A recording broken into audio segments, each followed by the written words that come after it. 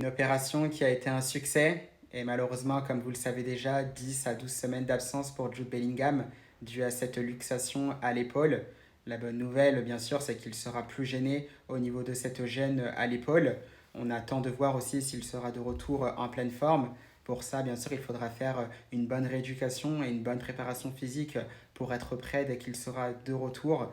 La mauvaise nouvelle, c'est qu'il ne sera pas là pendant plusieurs semaines au milieu de terrain. Et quand on sait l'impact qu'a Jude Bellingham, que ce soit sur l'aspect défensif, l'impact qu'il met au milieu de terrain, sa polyvalence aussi, sa capacité justement à avoir ce dépassement des fonctions qui lui a permis notamment de mettre pas mal de buts depuis qu'il est arrivé au Real Madrid en 2023.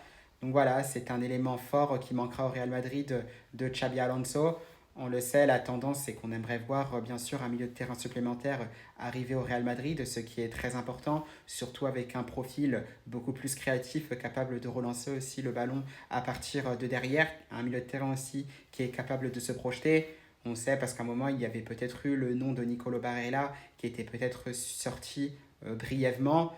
Angelo Stille, ça on le sait parce que c'était sorti avant même le début de ce mercato estival.